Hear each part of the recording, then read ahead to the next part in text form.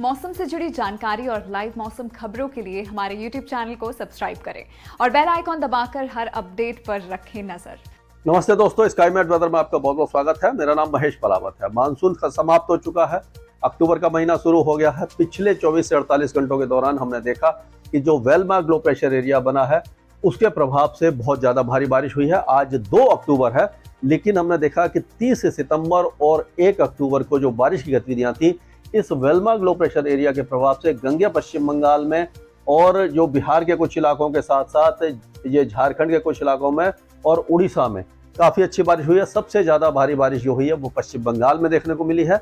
और दूसरा जो डिप्रेशन बना हुआ था वो अब वेलमार्क लो प्रेशर एरिया बन गया है और ये रत्नागिरी के आसपास से अंदर की तरफ आया था। गोवा और रत्नागिरी के बीच में ये महाराष्ट्र के ऊपर आया है और आज ये एक तरह से डिफ्यूज हो जाएगा। पिछले 24 घंटों में इसने गोवा के साथ साथ दक्षिणी मध्य महाराष्ट्र और ये कर्नाटक के तट पर भारी बारिश की गतिविधियां दी हैं। अब ये धीरे धीरे कमजोर पड़ जाएगा।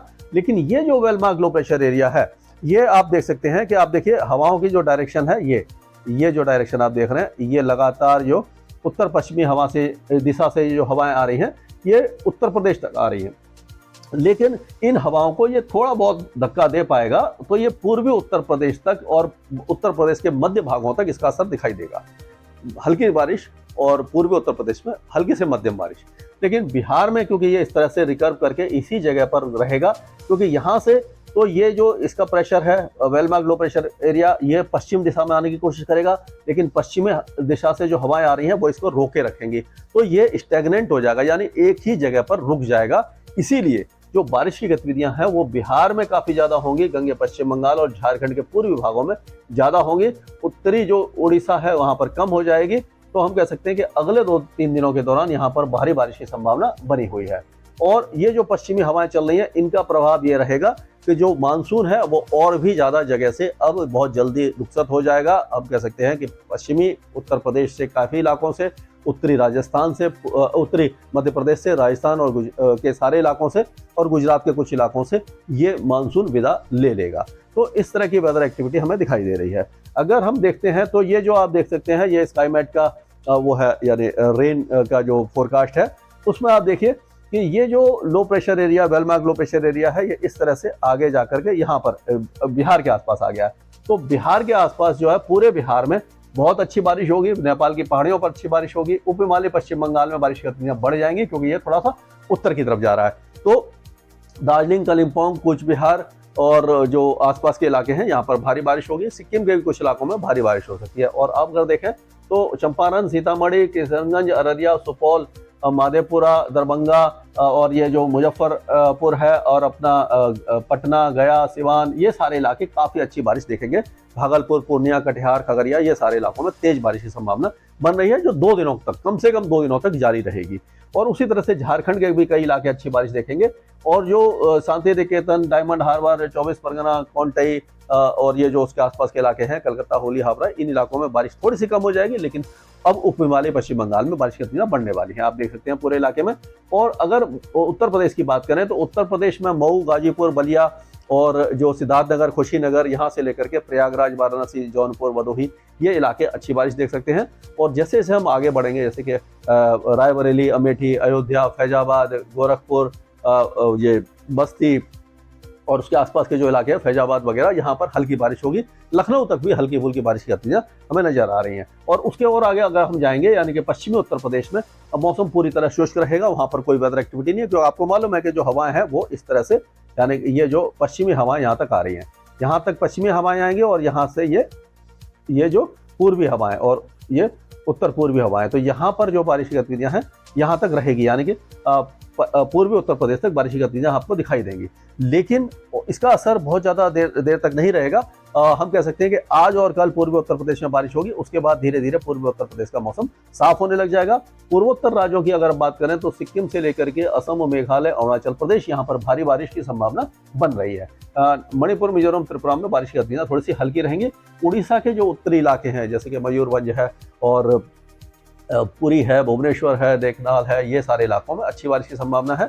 गजपति गंजम, कोरापुट और कालाहांडी, ये जो इलाके हैं नीचे के इलाके, इसमें बहुत ज़्यादा बारिश की संभावना हमें नजर नहीं आ रही है। छत्तीसगढ़ में भी अगर हम देखें तो पहले अच्छी बारिश हुई थी, आज भी छत्तीसगढ़ के कुछ इलाकों में हम कह सकते हैं कि बारिश की गतिविधियाँ रहेंगी। और ये छत्तीसगढ़ के आप कह सकते हो कि जो उत्तरी इलाके हैं, यहाँ पर बारिश की गतिविधियाँ ठीक ठाक रहने की संभावना हमें नजर आ रही है। और जो दक्षिणी इलाके हैं यानी कोरिया, सरगुजा वगैरह, इन इलाकों में अच्छी है बारिश है, अंबिकापुर वगैरह में, लेकिन दक्षिणी भागों में बारिश कम हो जाएगी। और उसी तरह से पूर्वी मध्य प्रदेश के कई इलाकों में बारिश की गतिविधियां रहेंगी, जैसे कि सीधी, सतना, सिंगरौली, पन्ना, उमरिया, दमोह, मंडला, अनूपपुर, ये जो इलाके हैं यहाँ पर बारिश की गतिविधियां रह सकती हैं। लेकिन और अगर हम आगे जाते हैं, जैसे ग्वालियर संभाग है और जो नीमच है, उज्जैन है, धार, खांडवा, खरगोन, रतलाम, इंदौर, भोपाल, शिवपुरी, शाजापुर, गुना, ये सारे इलाके पूरी तरह शुष्क रहेंगे, यहाँ पर बारिश की संभावना हमें नजर नहीं आ रही है। और उसी तरह से इन्हीं वेदर सिस्टम का अगर हम प्रभाव देखें तो कोस्टल आंध्र प्रदेश में बारिश की गतिविधियां दिखाई दे रही हैं, विदर्भ में हल्की बारिश है और तेलंगाना के कुछ इलाकों में बारिश की गतिविधियां दिखाई दे रही हैं। अब जो गोवा और उसके आसपास के इलाकों में आज शाम से ही बारिश की गतिविधियों में काफी ज्यादा कमी आएगी। कल से मौसम लगभग शुष्क होने लग जाएगा।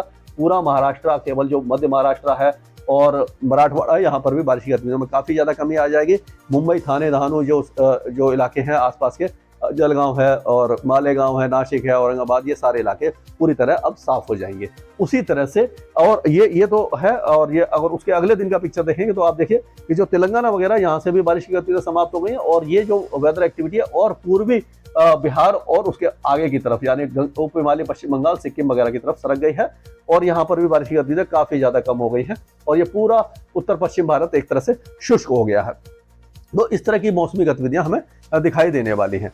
तो अगर हम और आगे चलते हैं तो मध्य प्रदेश की बात होगी, पूरा गुजरात पूरी तरह शुष्क रहेगा, यहाँ पर भी हवाएं जो हैं वो सूखी रहेंगी, पूरा राजस्थान शुष्क रहेगा। लेकिन हमने देखा कि जो मिनिमम टेम्परेचर अब गिरने लगे हैं। सीकर में आपने देखा होगा कि जो 18 डिग्री, 20 डिग्री के नीचे मिनिमम टेम्परेचर आ गया है कल।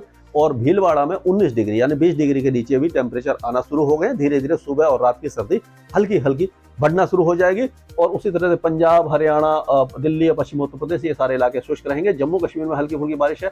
हिमाचल और उत्तराखंड में हल्की बूंदाबांदी या बौछारें एक दो स्थानों पर दिखाई दे सकती हैं। तो ये सारा इलाका पूरी तरह शुष्क रहेगा। महाराष्ट्र में भी अब ये वेलमार्क लो प्रेशर एरिया का असर कम हो जाएगा।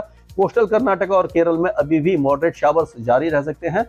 और एक दो दिन के बाद क्या होगा कि वेदर सिस्टम पूरे इलाके में यहाँ से जो होगा, ये छत्तीसगढ़ से लेकर के ये जो इलाका है, यहाँ से इस तरह से बारिश आएगी। और ये कोस्टल आंध्र प्रदेश हो गया, तेलंगाना के दक्षिणी इलाके हो गए, इंटीरियर कर्नाटका हो गया और कोस्टल कर्नाटका और उत्तरी तमिलनाडु वगैरह, यहाँ पर बारिश है। और बाकी केरल वगैरह, ये सारे इलाकों से बारिश लगभग समाप्त हो जाएगी। अंडमान और निकोबार द्वीपों में हल्की से मध्यम बारिश रहेगी। लक्षद्वीप में भी बारिश की गतिविधियां समाप्त होने की संभावना है। यानी कि मानसून अब आधे से ज्यादा हिंदुस्तान से रुखसत हो जाएगा। दक्षिण भारत में हल्की बारिश होगी और पूर्वी और उत्तर पूर्वी भारत में हल्की से मध्यम बारिश के साथ एक दो हैवी स्पेल हो सकते हैं। स्काईमेट वेदर में अभी के लिए इतना है। मौसम से जुड़ी जानकारी और लाइव मौसम खबरों के लिए हमारे YouTube चैनल को सब्सक्राइब करें और बेल आइकॉन दबाकर हर अपडेट पर रखें नजर।